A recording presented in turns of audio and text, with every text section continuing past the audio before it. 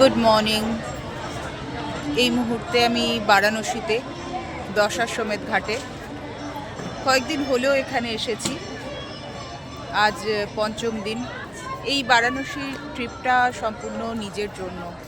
বারাণসী শহরের যে সোল তাকে বোঝার জন্য কয়েকটা দিন এখানে নিজের মতন করে কাটানো, ঘাটে ঘুরে বেড়ানো, কিছু মন্দির দেখেছি।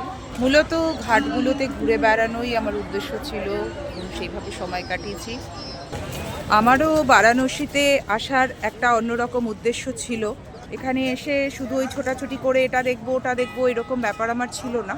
সেই জন্যই কয়েকটা দিন শুধুমাত্র এখানেই থাকবো, এখানেই বসে থাকবো, এখানে থেকেই কিছু উপলব্ধি করব বা দেখব ভারতবর্ষের যে বিভিন্ন মানুষ, বিভিন্ন ভাষাভাষী, বিভিন্ন অর্থনৈতিক স্তরের মানুষরা যেখানে আসছেন, ঘাটে বসে দেখতে সেগুলো বেশ ভালো লাগে।